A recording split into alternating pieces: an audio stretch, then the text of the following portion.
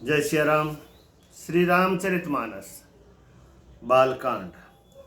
तुलसीदास जी लिखते हैं कि मैं रघुनाथ जी का निर्मल यश वर्णन करता हूँ, जिसके सुनने से कलयुग के पाप नष्ट हो जाते हैं। जाग बलिक जो कथा सुहाई, भरद्वाज मुनि बरहि सुनाई। कहिहूँ सोई संवाद बखानी, सुनो सकल सज्जन सुख मानी। मुनि याज्ञवल्क्य जी ने जो सुहावनी कथा मुनि श्रेष्ठ भारद्वाज जी को सुनाई थी, उसी संवाद को मैं बखान कर कहूँगा। सब सज्जन सुख का अनुभव करते हुए उसे सुने।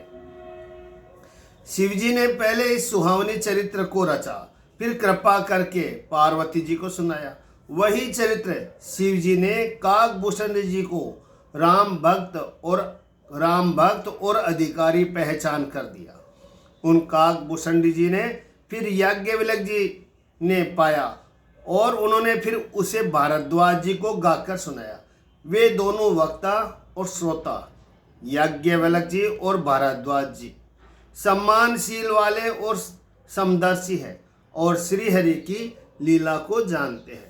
वे अपने ज्ञान से तीनों कालों की बातों को हथेली पर रखे हुए आंवले के समान प्रत्यक्ष जानते हैं, और जो भी सुजान भगवान की लीलाओं का रहस्य जानने वाले हरि भक्त है, वे इस चरित्र को नाना प्रकार से कहते, सुनते और समझते हैं। फिर वही कथा मैंने वाराह क्षेत्र में अपने गुरुजी से सुनी, परंतु उस समय मैं लड़कपन के कारण बहुत बेसमझ था, इससे उसको उस प्रकार अच्छी तरह समझा नहीं। श्री राम जी की गुड्ड कथा के वक्ता कहने वाले और श्रोता सुनने वाले दोनों ज्ञान के खजाने पूरे ज्ञानी होते हैं। मैं कलयुग के पापों से ग्रसा हुआ महामूढ़ जड़ जीव भला उसको कैसे समझ सकता था। तो भी गुरुजी ने जब बार बार कथा कही, तब बुद्धि के अनुसार कुछ समझ में आया। वही अब मेरे द्वारा भाषा में रची जाएगी, जिससे मेरे मन को संतोष हो। जैसा कुछ मुझ में बुद्धि और विवेक का बल है, मैं हृदय में हरि की प्रेरणा से उसी के अनुसार कहूँगा। मैं अपने संदेह, अज्ञान और भ्रम को हरने वाली कथा रचता हूँ, जो संसार रूपी नदी के पार करने के लिए नाव है। बुद्ध विश्राम सकल जन रंजनी, राम कथा कलि कलुष विभंजनी। राम कथा कलि पन्नग भरनी, पुनि विवेक पावक कहूँ अरनी। राम कथा पंडितों को विश्राम देने वाली, सब मनुष्यों को प्रसन्न करने वाली और कलयुग के पापों को नाश करने वाली है।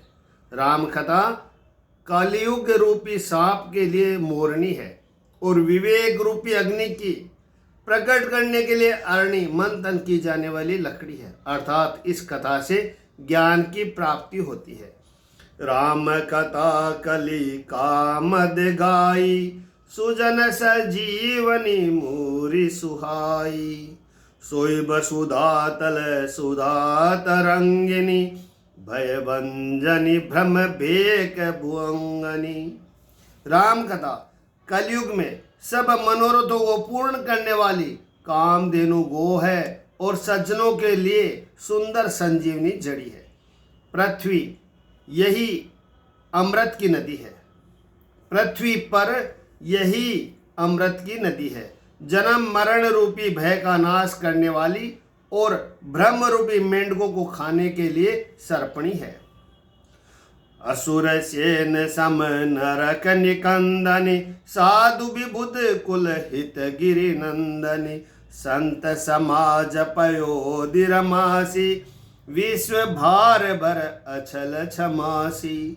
यह राम कथा असुरों की सेना के सम्मान, नरकों का नाश करने वाली और साधु रूपी देवताओं के कुल का हित करने वाली पार्वती दुर्गा है। यह संत समाज रूपी क्षीर समुद्र के लिए लक्ष्मी जी के समान है और संपूर्ण विश्व का भार उठाने में अचल पृथ्वी के समान है। यमदूतों के मुख पर कालिख लगाने के लिए यह जगत में यमुना जी के समान है और जीवों को मुक्ति देने के लिए मानो काशी ही है। यह श्री राम जी को पवित्र तुलसी के समान प्रिय है और तुलसीदास जी के लिए हुलसी तुलसीदास जी की माता के समान हृदय से हित करने वाली है। शिव प्रिय में कल शेल सुतासी सकल सिद्ध सुख संपत्ति राशि। यह राम कथा शिव जी को नर्मदा जी के समान प्यारी है। यह सब सिद्धियों की तथा सुख संपत्ति की राशि है। सद्गुण रूपी देवताओं के उत्पन्न और पालन पोषण करने के लिए माता अदिति के समान है। श्री रघुनाथ जी की भक्ति और प्रेम की परम सीमा सी है।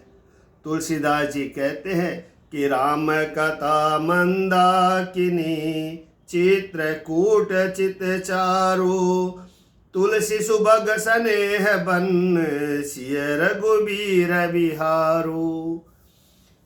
कि तुलसीदास जी कहते हैं कि राम कथा मंदाकिनी नदी है, सुंदर निर्मल चित्त चित्रकूट है और सुंदर स्नेह ही वन है जिसमें श्री सीताराम जी विहार करते हैं।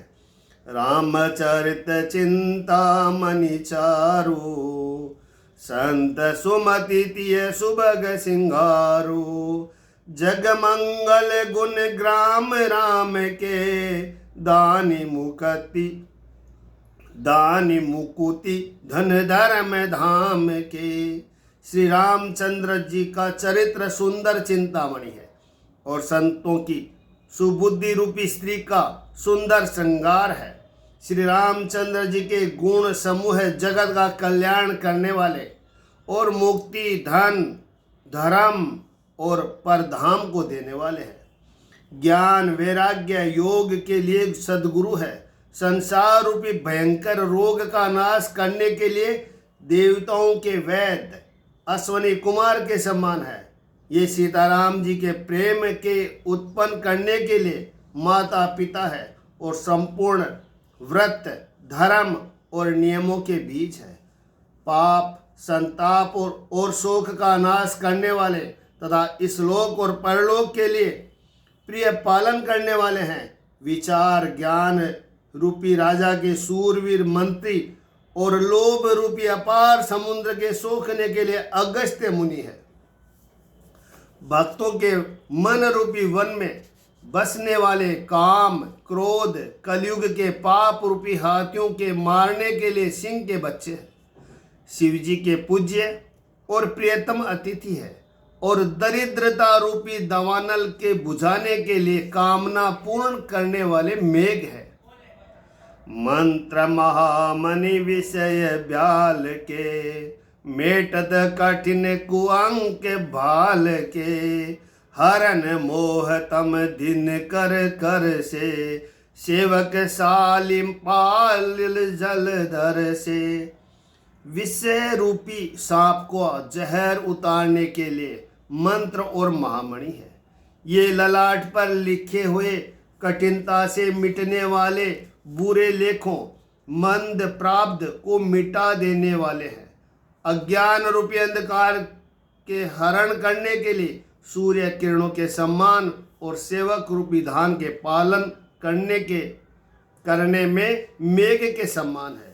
मनोवांछित वस्तु देने में श्रेष्ठ कल्प वृक्ष के समान है और सेवा करने में हरिहर के समान सुलभ और सुख देने वाले हैं। सुकवि रूपी शरद ऋतु के मन रूपी आकाश को सुशोभित करने के लिए तारागण के सम्मान और श्री राम जी के भक्तों के तो जीवन धन ही है। संपूर्ण पुण्यों के फल महान भोगों के समान है। जगत का छल रहित यथार्थ हित करने में साधु संतों के समान है। सेवकों के मन रूपी मान सरोवर के लिए हंस के समान और पवित्र करने में गंगा जी की तरंग मालाओं के समान है। श्री राम जी के गुणों के समूह कुमार्ग, कुतर्क, कुचाल और कलयुग के कपट, दंभ और पाखंड के जलाने के लिए वैसे ही है जैसे ईंधन के लिए प्रचंड अग्नि। रामचरित्र पूर्णिमा के चंद्रमा की किरणों के समान सभी को सुख देने वाले हैं, परंतु सज्जन रूपी कुमुदनी और चकोर के चित्त के लिए तो विशेष हितकारी और महान लाभदायक है।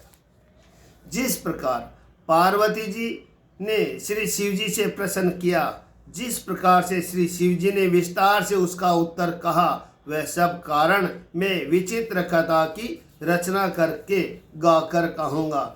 श्री राम जय जय राम, श्री राम जय जय राम। जिसने यह कथा पहले न सुनी हो वह इसे सुनकर आश्चर्य न करे।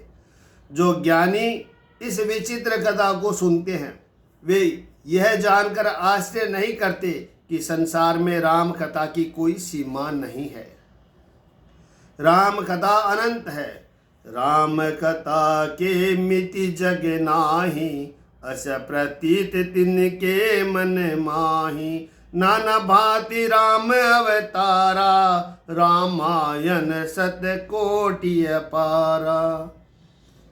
राम कथा अनंत है, उनके मन में ऐसा विश्वास रहता है। नाना प्रकार से श्री रामचंद्र जी के अवतार हुए हैं और 100 करोड़ तथा अपार रामायण है।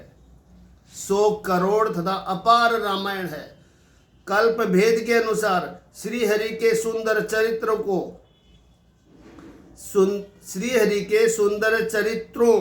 को मुनीश्वरों ने अनेक प्रकार से गाया है। हृदय में ऐसा विचार कर संदेह न कीजिए और आदर सहित प्रेम से इस कथा को सुनिए। राम अनंत अनंत गुण, अमित कथा विस्तार। सुनिया चरजुन मान ही, जिनके विमल विचार।